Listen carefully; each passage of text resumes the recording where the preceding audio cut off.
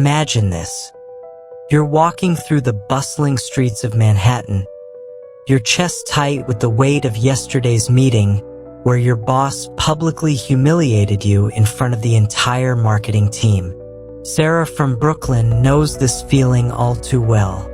As a marketing executive at a high-pressure agency, she learned the hard way that revealing your pain doesn't always bring healing.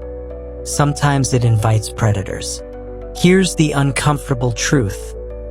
There are people in this world who find twisted satisfaction in witnessing your suffering. They're the workplace vultures circling when you're down. The family members who somehow always know exactly which buttons to push. The so-called friends who seem energized by your failures.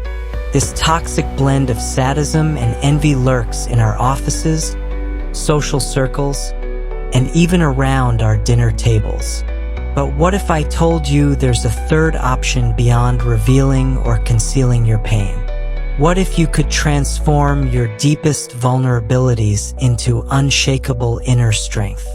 Today, we're diving into 18 profound Stoic principles from Epictetus, the ancient philosopher who knew a thing or two about turning life's worst moments into sources of power. Epictetus wasn't just theorizing from an ivory tower. He lived as a slave, faced unimaginable hardships, yet discovered secrets for mental freedom that still work today.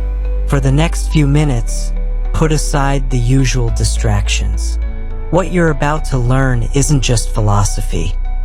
It's a practical blueprint for becoming psychologically bulletproof in a world that's constantly testing your resolve. 1. The two-ear rule that stops people from walking all over you. Marcus Rodriguez manages a bustling restaurant in Chicago's River North District. Every night, he faces angry customers, stressed servers, and kitchen drama that could fill a reality TV show. 6 months ago, Marcus was ready to quit. The constant confrontations were eating him alive, and he felt like everyone was walking all over him. Then he discovered an ancient rule that completely transformed how people treat him. Have you ever noticed this simple fact about your anatomy? You have 2 ears and 1 mouth. Epictetus pointed this out over 2,000 years ago, saying we have 2 ears and 1 mouth so that we can listen twice as much as we speak. This isn't just clever wordplay, it's a strategic advantage that most people completely miss. Here's what Marcus learned. When an irate customer storms up to his hostess stand, screaming about wait times and threatening to leave bad reviews, his first instinct used to be defending his restaurant. He'd interrupt, make excuses, and escalate the situation. But now, he listens. Really listens. He maintains eye contact, nods, and lets them vent completely before responding with genuine understanding. Something magical happens. The customer's anger deflates because they feel heard. Marcus notices their shoulders relax, their voice softens, and suddenly they're working with him instead of against him. Last week, a woman who started yelling about cold food ended up thanking him and leaving a generous tip. Listening isn't passive weakness, it's active strength. It's choosing to be an empathetic ear instead of adding to the world's noise. When you truly listen, you gain 3 superpowers. You understand what people actually need, you defuse conflicts before they explode, and you gather intelligence that gives you the upper hand in any situation. Most people are dying to be heard in our distracted, social media-obsessed world. We're all competing for attention, interrupting each other, and missing the stories, pains, and joys of those around us. When you give someone your full attention, you become rare and valuable. Before your next conversation, pause and ask yourself, will my words add value, or am I just filling silence? Remember, life's richest lessons often come not from our own voice, but from truly hearing others. The strongest people aren't the loudest, they're the ones who know when to be quiet and let others reveal everything about themselves. 2. How to stop caring what people think without being rude. Jessica Chin moved to Los Angeles 3 years ago with dreams of becoming an actress. Every audition felt like a public execution. Casting directors' blank stares, brutal feedback, and constant rejection slowly chipped away at her confidence. She found herself checking her phone obsessively, seeking validation from likes and comments, letting every snide remark from fellow actors control her entire mood. Do you ever feel like you're a puppet, easily pulled around by other people's words and emotions? Each disapproving glance, each critical comment tugging at your strings, dictating how you feel about yourself. Jessica lived this nightmare daily until she discovered what Epictetus knew. You have the power to cut those strings. Here's the brutal truth. When you simmer in anger over someone's criticism or wilt under their disapproval, you're handing them the master key to your emotional state. You're essentially saying, "Here, take control of my happiness, my peace, my self-worth." That casting director who dismissed you rudely, you've given them permission to ruin your entire week. Epictetus understood this emotional slavery intimately. As a former slave himself, he knew the difference between physical chains and mental ones. He teaches us that while others can try to hurt us with words, they can't actually control our inner response without our permission. Jessica's breakthrough came during a particularly harsh audition. The director called her performance forgettable. Instead of spiraling into self-doubt, she paused and asked herself, "Why am I giving this stranger power over my dreams?" She realized his opinion was about his preferences, not her worth as a person or artist. This doesn't mean becoming cold or dismissive. It means recognizing that other people's negativity often reflects their own inner turmoil, not your value. When someone tries to tear you down, ask yourself, is this person qualified to judge my worth? Are they living the life I want? The path to emotional independence isn't easy. It requires daily practice and conscious choice. But imagine waking up tomorrow knowing that no comment, no criticism, no disapproving look can shake your inner peace. That's not arrogance. That's freedom. Start small. The next time someone tries to push your emotional buttons, pause and remember you hold the power. Your peace, your joy, your self-worth. These belong to you alone. It's time to stop handing out keys to your emotional house and start dancing to your own rhythm. 3. Why you should always expect the worst thing to happen. David Martinez launched his tech startup in Miami's vibrant Wynwood district with sky-high expectations. He had the perfect business plan, enthusiastic investors, and unwavering confidence that success was inevitable. Then reality hit. His lead developer quit unexpectedly. A major client pulled out, and his funding dried up faster than a puddle in the Florida sun. David spent sleepless nights consumed by anxiety, paralyzed by fears he never saw coming. What if there were a way to prepare for life's curveballs without becoming pessimistic? Epictetus offers a radical solution that sounds counterintuitive. Embrace the worst-case scenario before it happens. Think about your biggest fears right now. Losing your job. Your relationship is falling apart. Financial ruin. Health problems. Family crises. These thoughts probably make your stomach tighten just reading them. We spend enormous energy trying to push these fears away, but Epictetus suggests doing the opposite, mentally rehearsing these scenarios until they lose their power over us. This isn't about becoming negative or manifesting bad outcomes. It's about building psychological immunity. When David finally applied this principle, he mentally walked through every possible business failure.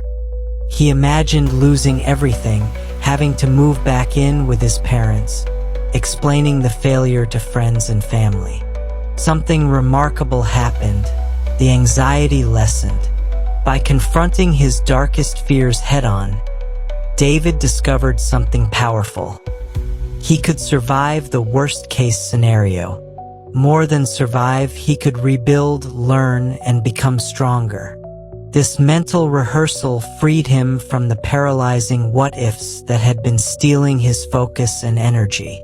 The beauty of this approach is that it prepares you for two outcomes. If the worst happens, you're mentally ready and can respond with clarity instead of panic.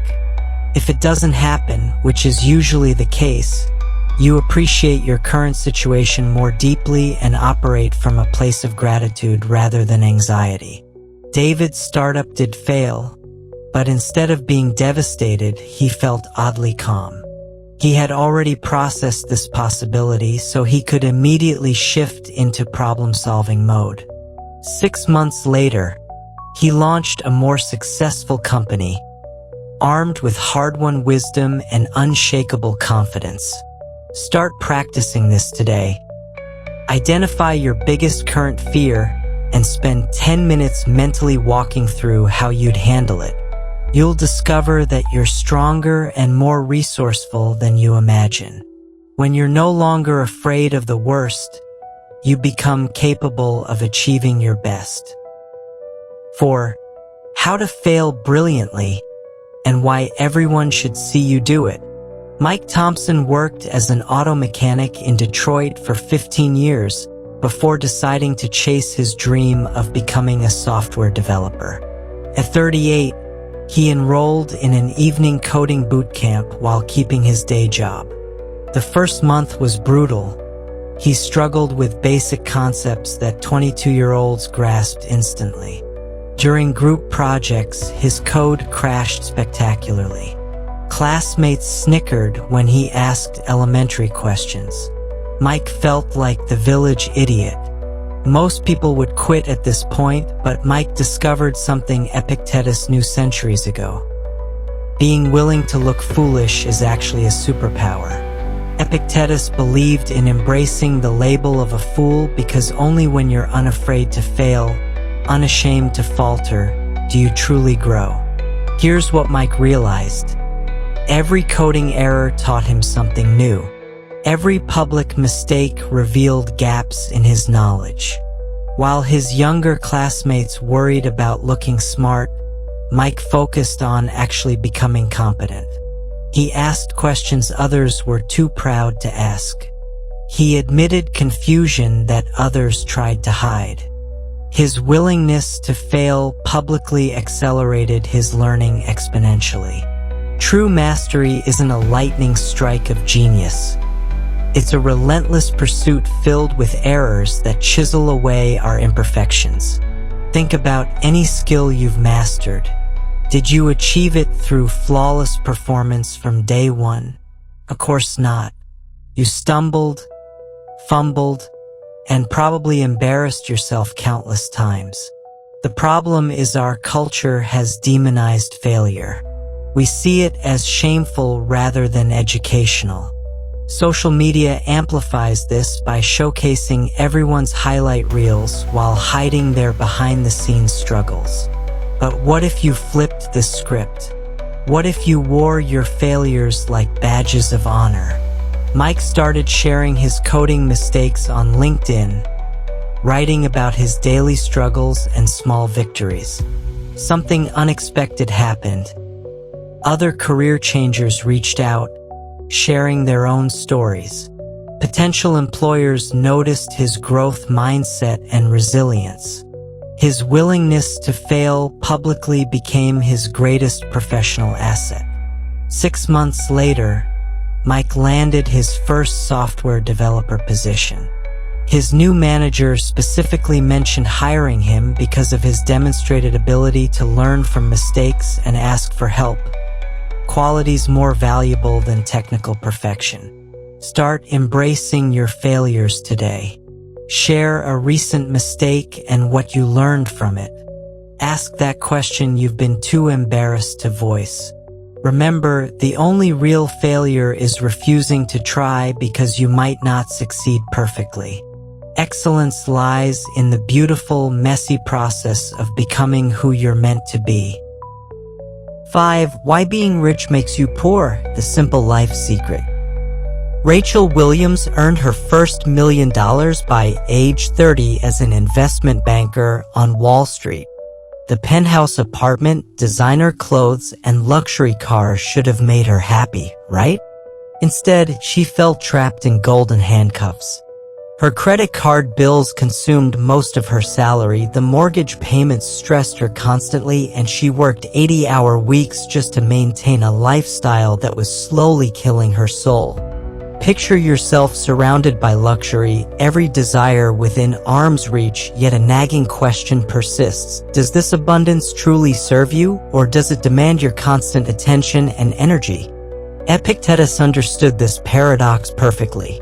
He taught that wealth isn't a possession but a state of mind, and sometimes the richest people are actually the poorest. Rachel's wake-up call came during a panic attack triggered by her American Express bill. She realized she had become a slave to her possessions. The fancy apartment required expensive furniture, which needed insurance, which demanded higher income, which meant longer hours, which left no time to enjoy any of it. She was working to pay for things she barely had time to use. Epictetus would call this the wealth trap. When you chase material abundance without purpose, you enter a relentless cycle that demands more and more of your life force. Bills multiply, loans accumulate, and credit card payments tick like time bombs. You think you own things, but they end up owning you. Rachel made a radical decision. She downsized everything. She moved to a modest Brooklyn apartment, sold the luxury car, and donated half her wardrobe. The result? Profound emotional and mental freedom. Without crushing overhead, she could work fewer hours, pursue hobbies, and actually enjoy her money instead of being enslaved by it. This isn't about rejecting wealth entirely, it's about understanding its true purpose. Money should buy you freedom, not enslave you to payments. True wealth lies in experiences, relationships, and self-awareness, not in accumulating status symbols that impress people you probably don't even like. The simplicity principle liberates you from society's consumption pressure. When you choose what truly enriches your life over what looks impressive on Instagram, you discover that less can indeed be more. You spend money intentionally rather than compulsively. Start evaluating your possessions today. Do they serve you, or do you serve them? Are they bringing joy or just bills? Remember, the goal isn't poverty, it's purposeful wealth that enhances rather than complicates your life. 6. The humble person's secret superpower. Alex Kim worked as a senior software engineer at a Seattle tech company, confident in his coding abilities after 8 years in the industry. When his company adopted a new programming framework, Alex initially dismissed it as another passing trend. He figured his experience would carry him through. 3 months later, during a critical project review, his outdated approaches became glaringly obvious. Younger developers were running circles around him with techniques he'd never bothered to learn. This humbling moment forced Alex to confront an uncomfortable truth. His expertise had become a prison. Epictetus, the ancient Stoic philosopher, understood this trap perfectly.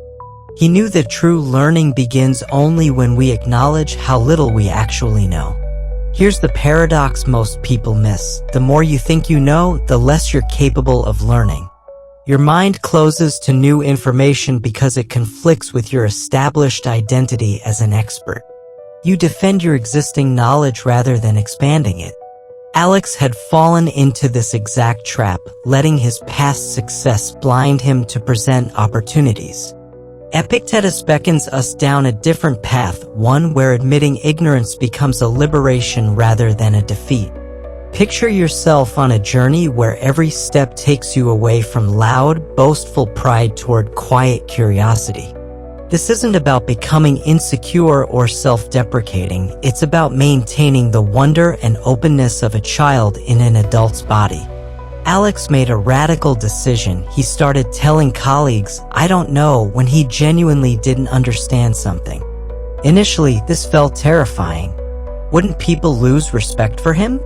The opposite happened. Junior developers started approaching him with questions because they felt safe admitting their own confusion.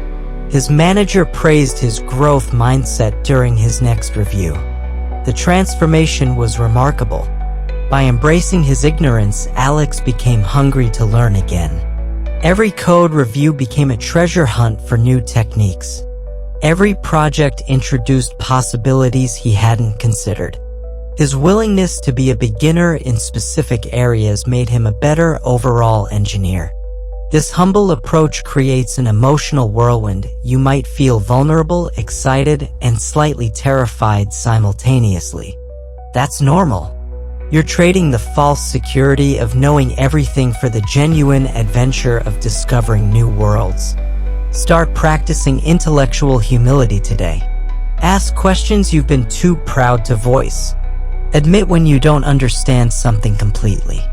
Remember, the smartest people in any room are usually the ones asking the most questions, not providing all the answers. Your ignorance isn't a weakness to hide, it's a strength to leverage. 7. How money turns good people evil and how to fight back. Amanda Rodriguez never considered herself materialistic. As a Phoenix real estate agent, she genuinely wanted to help families find their dream homes. But when the housing market exploded and her commissions skyrocketed from $50,000 to $300,000 annually, something shifted. Old friends seemed different around her. Some became overly flattering while others grew distant and resentful. Worse, Amanda caught herself changing too, judging people by their net worth and losing patience with smaller transactions. Understanding the perils of fortune demands a deep dive into how wealth can warp our very essence. This isn't about money being inherently evil. It's about recognizing the psychological traps that prosperity creates. Epictetus warned us about these dangers because he witnessed how quickly fortune could corrupt even well-intentioned people. The first trap Amanda encountered was the arrival of insincere relationships. Suddenly, distant acquaintances wanted to grab lunch, family members had investment ideas, and new friends appeared with convenient real estate needs. These people masqueraded as genuine connections, but their interest evaporated whenever Amanda couldn't help them financially. The wealth attracted users, not true companions. More disturbing was how money began steering Amanda away from her core values. She started viewing lower-income clients as time wasters rather than people deserving quality service. Her empathy diminished as her bank account grew. The woman who once volunteered at homeless shelters now drove past panhandlers without a second thought. Wealth hadn't just changed her circumstances, it was changing her character. Epictetus teaches us that this transformation happens gradually, almost imperceptibly. The seeds of moral decay take root silently, eroding our principles while we're distracted by material gains. We justify small compromises that lead to larger ones until we no longer recognize the person staring back in the mirror. Amanda's awakening came when her teenage daughter asked why she'd stopped donating to charity. The question hit like a punch to the gut. She realized her pursuit of wealth had cost her something more valuable: her integrity and compassion. Fighting back requires conscious vigilance. Amanda established non-negotiable principles. She would treat every client with equal respect regardless of transaction size, maintain charitable giving as a percentage of income, and regularly assess whether her actions aligned with her values. She also surrounded herself with people who valued character over net worth. Remember, true wealth lies not in your bank account, but in the richness of your character. Money should enhance who you are, not replace who you were. The goal isn't avoiding prosperity, but maintaining your moral compass while navigating its challenges. 8. Why having one dream will destroy your life. Tyler Jackson moved to Nashville at 22 with one burning obsession: becoming a country music star. He spent every dollar on demo recordings, played dive bars for tips, and refused backup plans because he believed total commitment meant putting all his eggs in one basket. 5 years later, Tyler was broke, bitter, and watching younger artists get the breaks he'd been chasing. His singular focus had become a prison, and he felt like a failure because his one dream hadn't materialized. Epictetus understood something about dreams that most people miss. Clinging to a single hope is like building your entire house on one foundation stone. When that stone cracks, everything collapses. The ancient philosopher urged us to embrace a spectrum of aspirations, not because we lack focus, but because life's unpredictable nature demands strategic flexibility. Tyler's transformation began when he met Maria, a successful songwriter who'd originally wanted to be a performer. When her singing career stalled, she pivoted to writing songs for others and discovered she was brilliant at it. She hadn't abandoned her musical dreams, she'd expanded them. Now she earned more from songwriting than most performers make, and she still occasionally sang at local venues for pure joy. This isn't about lacking commitment or being wishy-washy. It's about acknowledging your multifaceted potential and creating multiple pathways to fulfillment. Think about it. Why limit yourself to one narrow definition of success when you possess diverse talents and interests? Tyler started exploring related opportunities while still pursuing his performance career.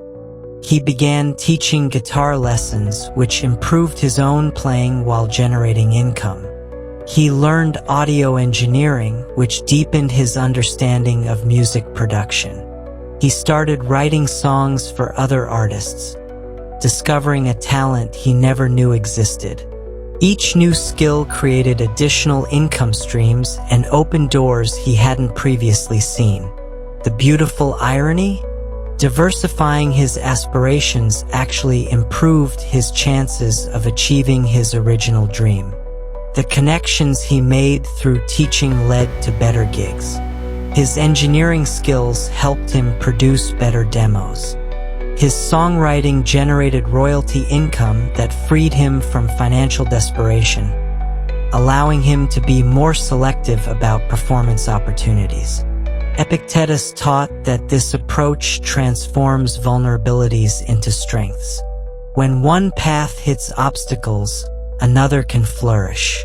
You're not spreading yourself thin, you're building a robust foundation for success in multiple forms. Start identifying your secondary interests and talents today. What skills complement your primary goal? What adjacent opportunities could provide both fulfillment and security? Remember, having multiple dreams doesn't dilute your passion. It multiplies your chances of living a rich, successful life. 9. The death reminder that makes every day amazing. Dr. Sarah Chun works in Denver's busiest emergency room, where death isn't an abstract concept, it's a daily reality. She's watched 30-year-olds die from heart attacks, seen car accidents steal promising futures in seconds, and held the hands of people taking their final breaths. Most people would find this depressing, but Sarah discovered something profound. constant awareness of mortality transformed how she lived every moment outside the hospital. Death lingers at life's end, a constant reminder that our time is fleeting. Yet most of us live as if we're immortal, postponing meaningful conversations, delaying dream pursuits, and wasting precious hours on trivial concerns. Epictetus understood this well. He taught us to confront the inevitable with clear eyes, not to shrink from it in fear or ignorance. Sarah's perspective shift happened during a particularly difficult shift. A vibrant 35-year-old teacher came in after a sudden stroke, leaving behind 2 young children and a husband. As Sarah watched the family say goodbye, she realized she'd been taking her own relationships for granted. When did she last tell her parents she loved them? How long since she'd had a real conversation with her sister instead of just exchanging text messages? This revelation didn't make Sarah morbid. It made her intentional. She started treating each day as the gift it truly is. Morning coffee with her husband became sacred time instead of a rushed routine. Weekend calls to her parents transformed from obligatory check-ins to genuine connections. She stopped postponing the photography hobby she'd get to someday and enrolled in classes immediately. As we navigate life's tumultuous seas, weighed down by the trivial and transient, we often forget the weight of our own mortality. We argue about parking spaces, stress over social media likes, and lose sleep over workplace drama. But when viewed through the lens of our limited time, these concerns shrink to their proper size. The mortality reminder isn't about becoming depressed. It's about gaining clarity. Why clutter your days pursuing things that won't journey with you beyond life's shore? Your focus should be on the essence of living. The love you share, the wisdom you gather, the positive impact you create, and the strength you build from overcoming challenges. Sarah now starts each morning by acknowledging that this day is unrepeatable and finite. This practice doesn't create anxiety. It creates gratitude and urgency for what truly matters. She spends her energy on relationships, experiences, and personal growth rather than accumulating possessions or impressing strangers. Begin each day remembering that your time here is limited and precious. Let this awareness guide your choices, relationships, and priorities. When you truly grasp life's brevity, every ordinary moment becomes extraordinary. 10. Why grateful people are secretly wealthy. Jenny Martinez works as a barista in Portland, Oregon, earning $32,000 annually while drowning in $40,000 of student loan debt. By any financial metric, she should feel poor and stressed. Yet Jenny radiates contentment that her wealthy customers often envy. Her secret? She discovered what Epictetus knew centuries ago. Real wealth isn't in your bank account. It's in your ability to appreciate what you already possess. Ever felt the weight of longing for what you don't have while the treasures you possess gather dust in the corner of your gratitude? This is the modern epidemic, constantly craving more while ignoring the abundance already surrounding us. We scroll through social media, coveting others' highlight reels, forgetting our own victories and blessings. Jenny's transformation began during her darkest financial period. Facing eviction and unable to afford groceries, she felt utterly defeated. Then her grandmother shared a simple practice. Each morning, write down 3 things you're grateful for, no matter how small. Jenny initially resisted. What could she possibly appreciate while broke and struggling? The first morning, she grudgingly wrote, "I'm healthy, I have a roof tonight, and my coffee shop coworkers make me laugh. Felt forced and hollow. But after 2 weeks of this practice, something shifted. She noticed her apartment's large windows and natural light. She appreciated her customers' stories and connections. She recognized that her job's flexibility allowed her to pursue evening art classes. Epictetus teaches us to flip the gratitude script entirely. Instead of being ensnared in the trap of constant craving, what if you pause to acknowledge the victories, small and grand, that you've already achieved? Think about it. How often do you truly savor your accomplishments, relationships, health, or simple daily pleasures? Jenny started recognizing abundance everywhere. Her student debt represented education that expanded her mind. Her modest apartment was warm and safe when many had neither. Her challenging financial situation was teaching her resourcefulness and resilience. This wasn't naive positivity.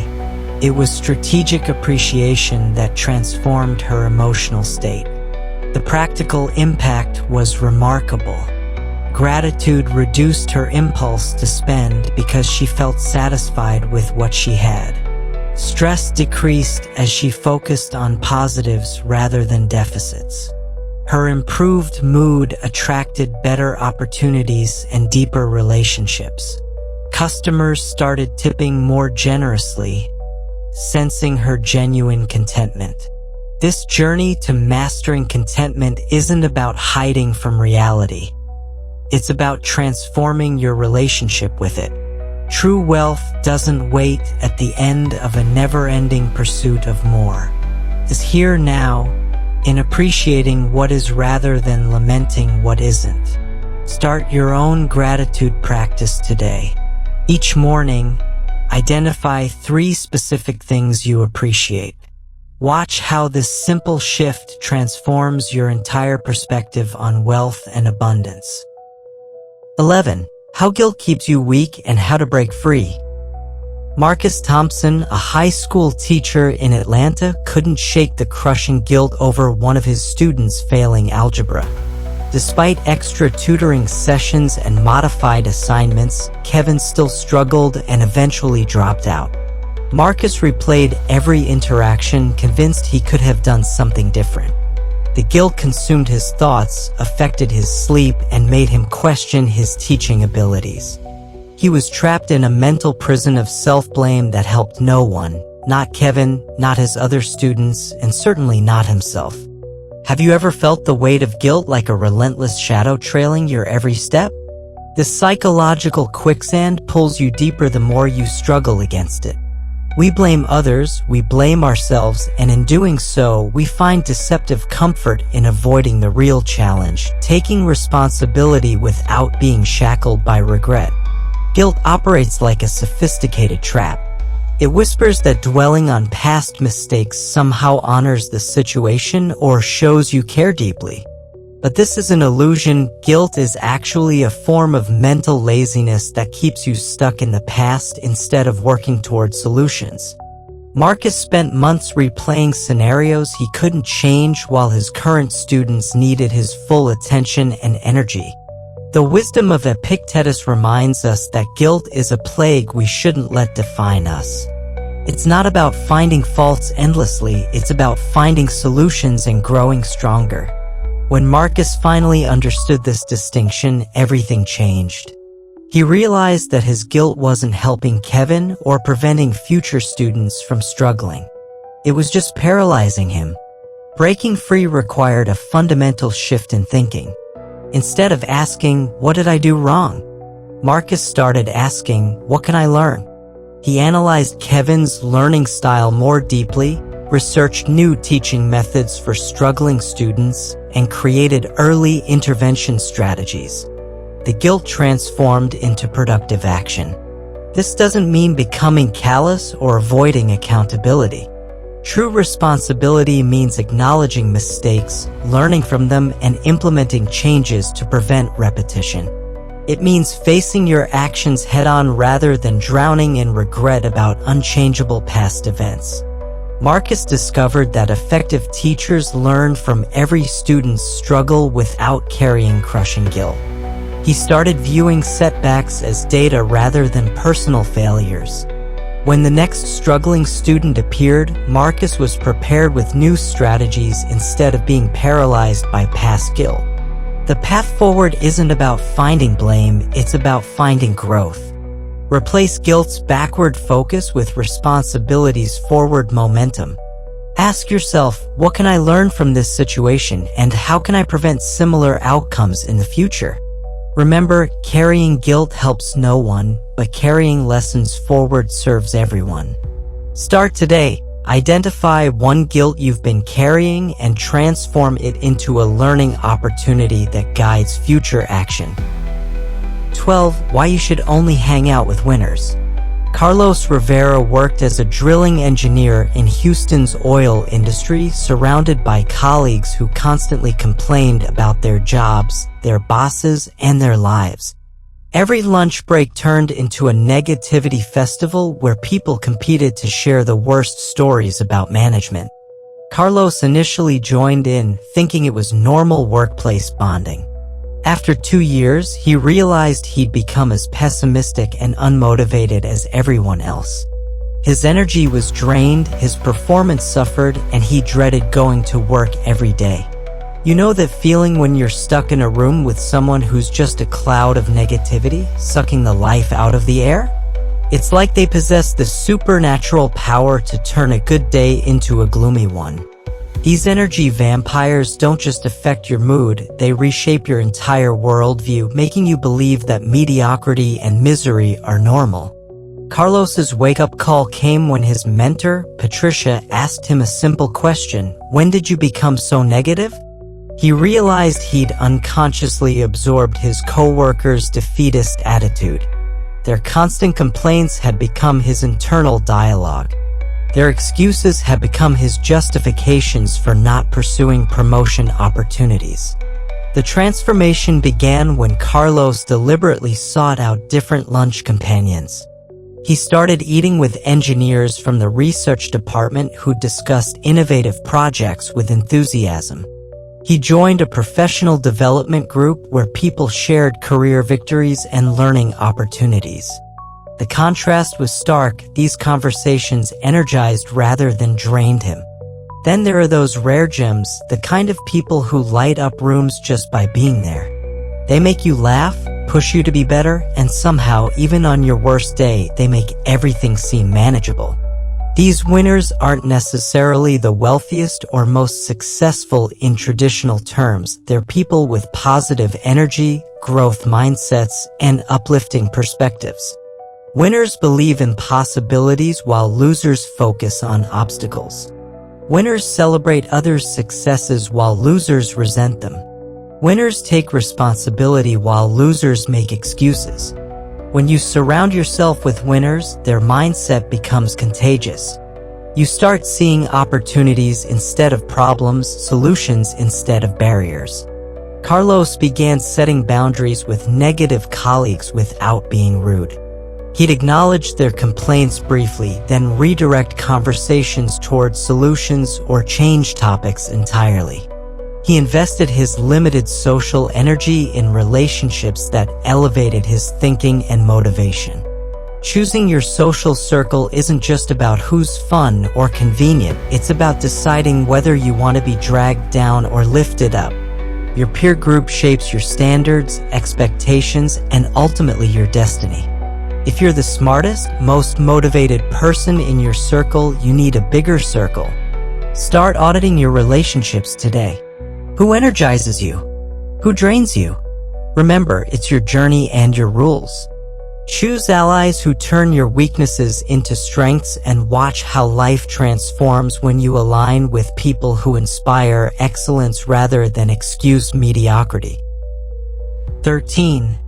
How your reactions control your entire future. Nicole Parker was working her dream job as a trauma nurse in Boston's Massachusetts General Hospital when the unthinkable happened. During a particularly chaotic night shift, she made a medication error that could have seriously harmed a patient. Fortunately, another nurse caught the mistake before any damage occurred, but Nicole was devastated. She had two choices: spiral into self-doubt and potentially leave nursing forever, or use this terrifying moment as a catalyst for becoming an even better healthcare provider. Life throws curveballs, and how we catch them literally writes our story. Epictetus understood this fundamental truth. He didn't just preach about choosing our responses. He lived it as a slave who became one of history's most influential philosophers. Your circumstances don't determine your destiny. Your reactions to those circumstances do. When Nicole's mistake happened, her first instinct was to quit. The shame felt unbearable, and she questioned whether she belonged in such a high-stakes environment. But during her mandatory time off, she reflected on Epictetus's teachings about response choice. She realized this moment could either destroy her confidence or forge unshakable competence. Think about it. When life hits hard, do you crumble or rise? It's tempting to play the victim, to sink into despair over setbacks like job loss, failed relationships, or unexpected crises. But here's the raw truth. These moments aren't just obstacles. They're opportunities. Opportunities to discover your resilience, to develop new skills, and to redefine who you are. Nicole chose transformation over devastation.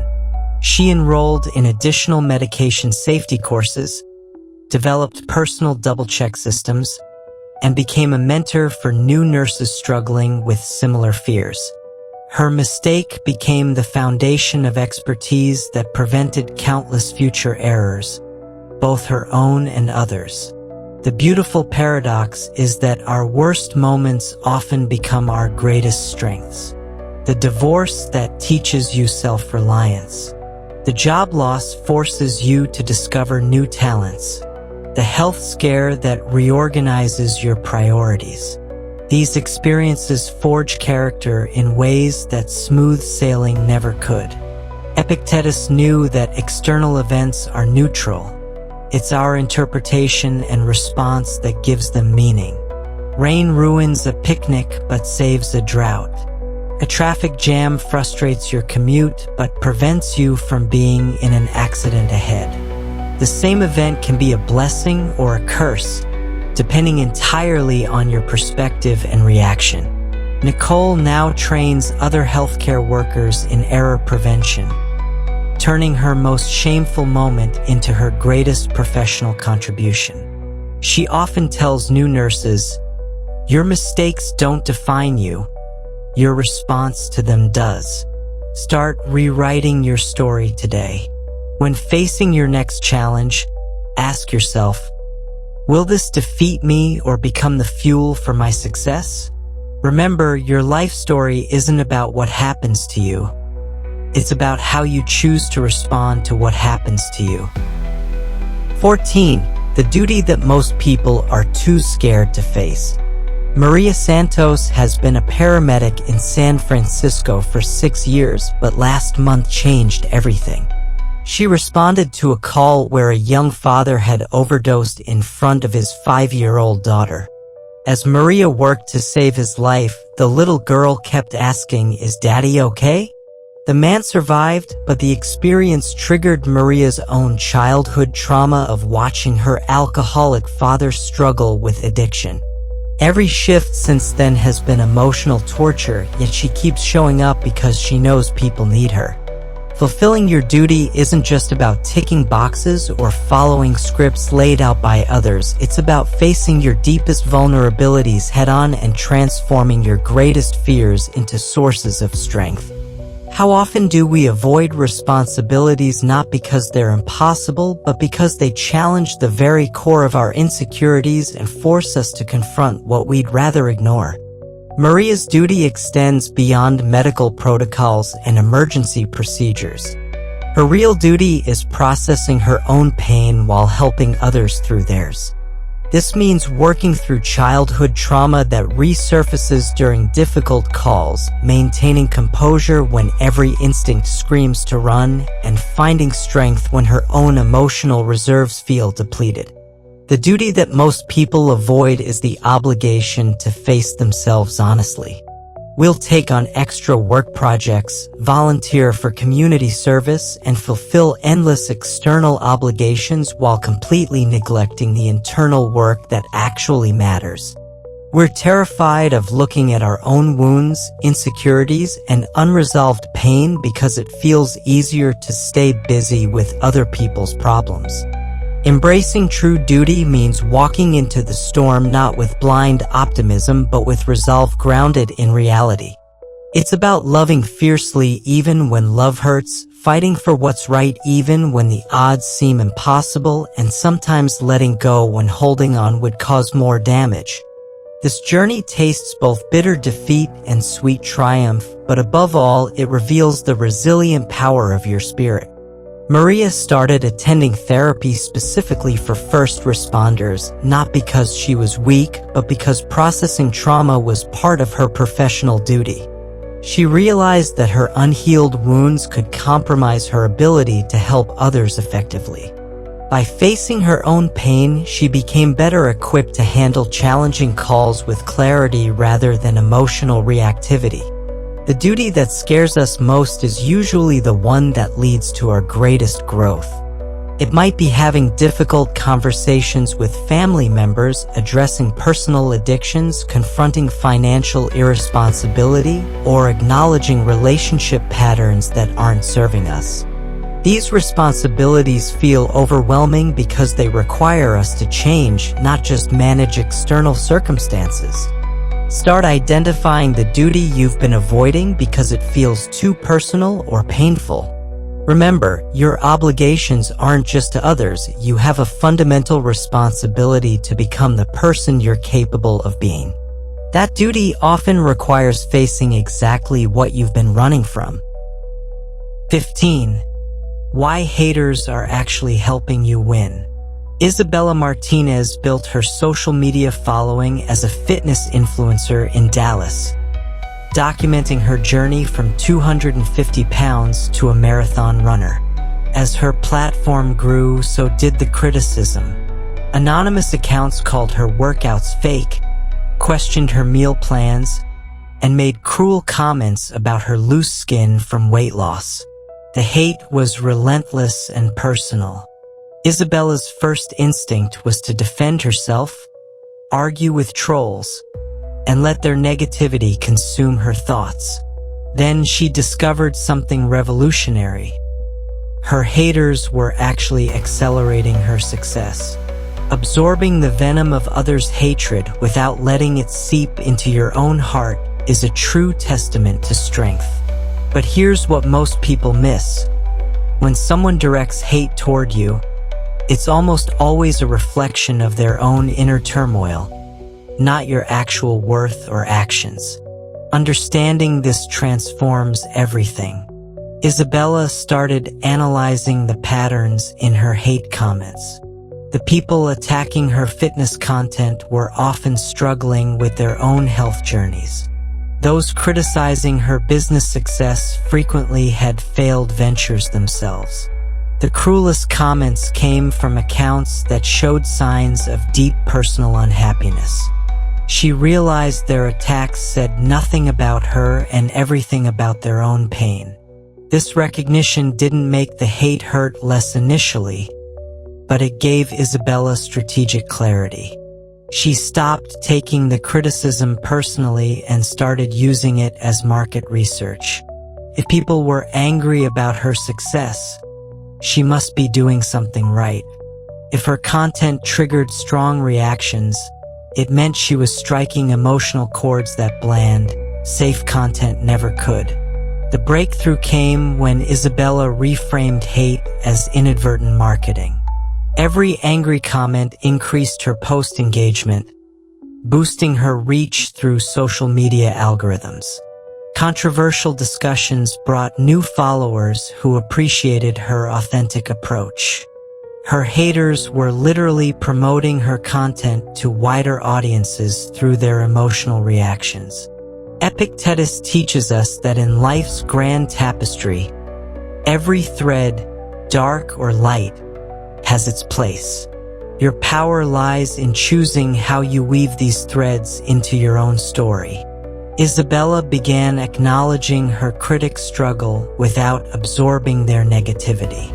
She'd respond to constructive criticism thoughtfully while ignoring purely malicious attacks. This isn't about becoming callous or dismissive. It's about recognizing that people's hatred often stems from their own unfulfilled dreams, unhealed wounds, or unprocessed jealousy.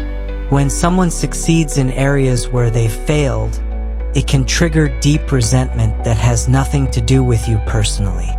Isabella now views hate as confirmation that she's making an impact. If everyone loved her content, it would mean she wasn't pushing boundaries or inspiring real change. The criticism proves she's not playing it safe or staying in comfortable, unchallenging territory. Start reframing the hate you receive today. Ask yourself, what does this criticism reveal about the critic's own struggles? How can this negative energy actually fuel your forward momentum?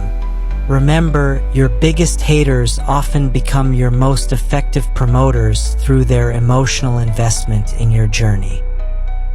16. Why one true friend beats $1 million. Jake Morrison was crushing it as a casino dealer in Las Vegas, pulling down six figures and living the high roller lifestyle.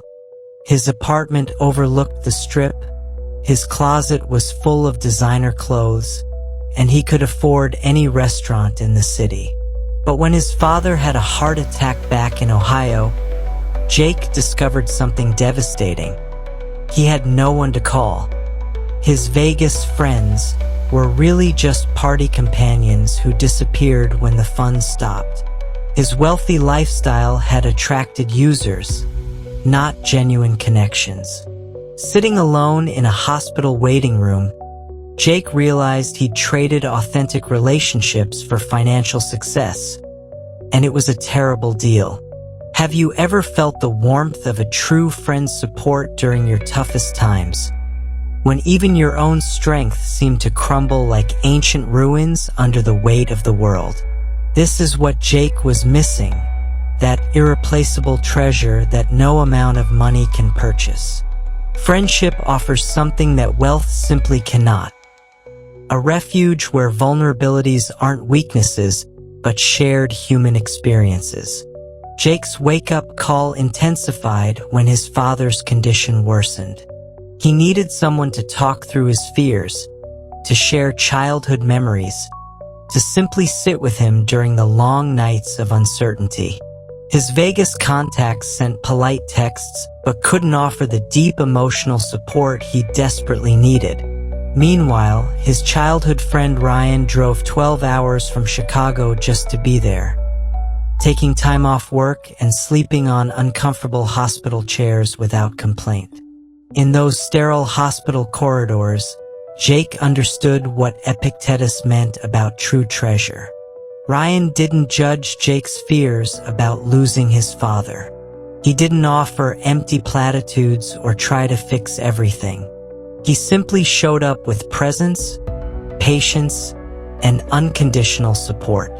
This bond ran deeper than the deepest ocean, teaching Jake that real wealth isn't found in material abundance, but in hearts that touch yours in return. The contrast was stark. Jake's money could buy entertainment, luxury, and temporary pleasures, but it couldn't purchase the comfort of being truly known and accepted. His wealthy acquaintances knew his bank account, but not his heart. Ryan knew Jake's insecurities, dreams, and fears, and loved him anyway.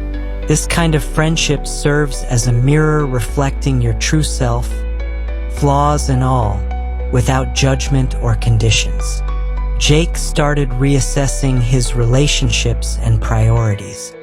He realized he'd been investing his time and energy in connections that were transactional rather than transformational. The people drawn to his money disappeared during difficulties, while the friend who cared about his character showed up during crisis. True friendship isn't about what someone can do for you. It's about mutual care that persists through life's inevitable storms. These relationships provide emotional security that no financial portfolio can match. When everything else falls apart, genuine friends remain a steady foundation you can rely on. Jake eventually moved back to Ohio to be closer to family and real friends, taking a significant pay cut but gaining immeasurable wealth in authentic relationships. He learned that having people who genuinely care about your well-being is the ultimate luxury that money simply cannot buy. 17. The silver lining trick that changes everything. Tommy Rodriguez was living his American dream working at Cleveland's Ford plant until the devastating announcement came. The factory was closing, eliminating 1,800 jobs, including his. After 15 years of steady employment, reliable benefits, and a comfortable routine, Tommy felt his world collapsing. At 42, with a mortgage and 2 kids, starting over seemed impossible. He spent weeks drowning in despair, watching younger workers get hired elsewhere while he faced constant rejection. Sometimes life can feel like a relentless storm, and it's easy to drown in despair when everything seems to crumble around you. Most people would view losing a long-term job as purely negative, but what if that devastating layoff was actually your cue to chase dreams you'd shelved years ago? Stoicism isn't about denying pain, it's about finding strength and opportunity hidden within adversity. Tommy's breakthrough came during a conversation with his teenage daughter about her college plans. She mentioned wanting to study renewable energy engineering, and Tommy realized he'd always been fascinated by solar technology but never pursued it because of job security concerns. The plant closure, while painful, had freed him from golden handcuffs that kept him in an industry facing long-term decline.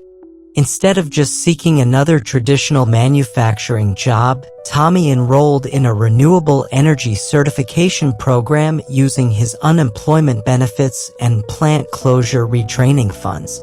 The coursework was challenging after years away from academics, but his hands-on mechanical experience gave him advantages over younger classmates. He discovered that his factory skills translated perfectly to solar panel installation and maintenance. Epictetus teaches us that every setback is a setup for a comeback. The obstacles that seem insurmountable often contain hidden opportunities that weren't visible during comfortable times. Tommy's job loss forced him to develop new skills, explore different industries, and ultimately build a more resilient career foundation.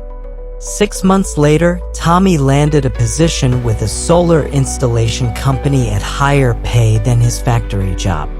More importantly, he was entering a growing industry instead of a declining one.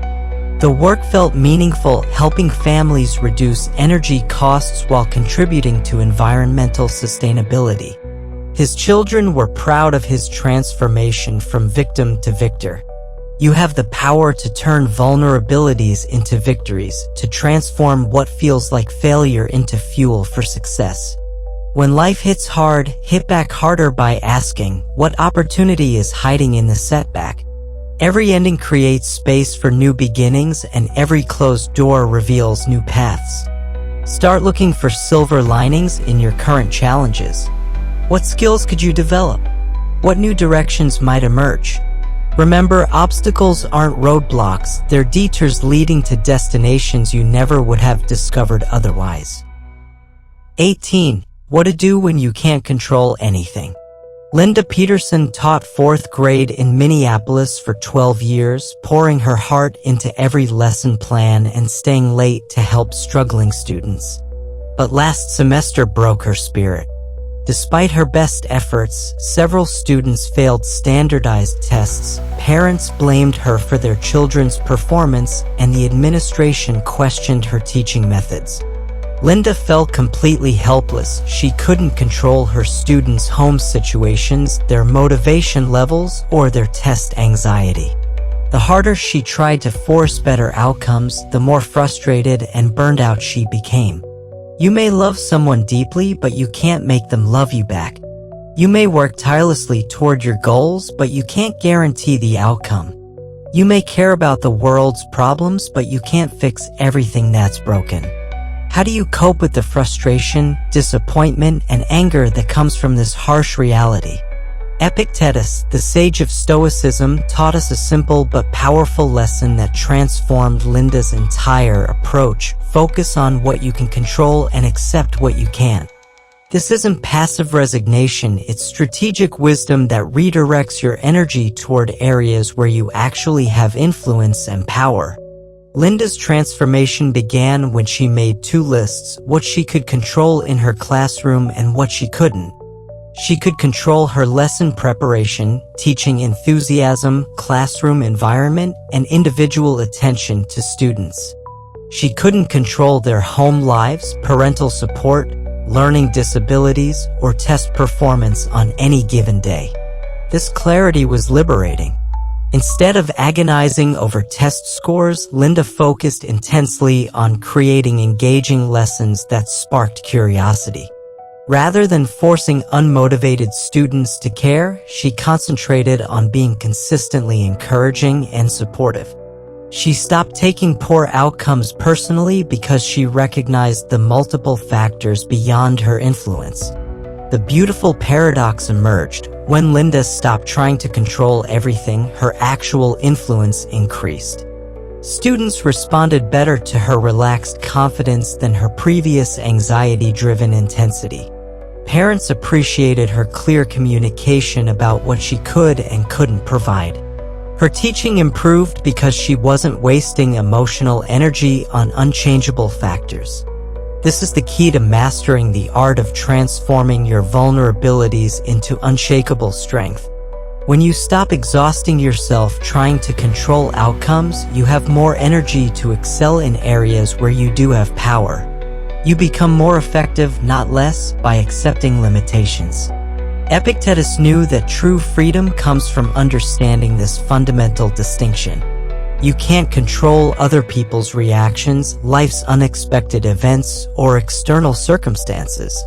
But you maintain complete authority over your responses, efforts, and attitudes.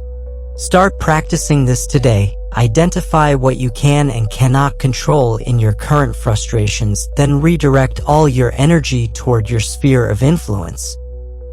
Your next step, the 18-day Stoic Challenge. You've just absorbed 18 life-changing principles that have the power to transform your vulnerabilities into unshakable strength. But knowledge without action is just entertainment. The ancient Stoics didn't just think about philosophy, they lived it daily, especially during life's most challenging moments. Here's your mission: commit to the 18-day Stoic Challenge. Pick one principle each day and actively practice it. Day 1, focus on listening twice as much as you speak. Day 2, practice emotional independence from others' opinions. Day 3, mentally rehearse your worst-case scenario and discover your resilience. Start small, but be consistent. Write down which principle you're practicing and how you applied it. Notice the shifts in your confidence, peace of mind, and inner strength. These aren't just ancient ideas, they're practical tools that work in modern boardrooms, family dinners, and social media battles. Remember, Epictetus overcame slavery to become one of history's most influential thinkers. His wisdom has guided everyone from Roman emperors to modern entrepreneurs. The same principles that helped him transform suffering into strength can help you navigate whatever challenges you're facing. Your transformation begins the moment you decide that other people's opinions, unexpected setbacks, and life's uncertainties will no longer control your inner peace. You have everything you need to become psychologically bulletproof. If this video helped you discover your inner strength, smash that like button and subscribe to Stoic Vivu for more empowering content that turns ancient wisdom into modern success. Share this with someone who needs to hear these principles today. Hit the notification bell so you never miss life-changing insights. Your Stoic journey starts now. Which principle will you practice first?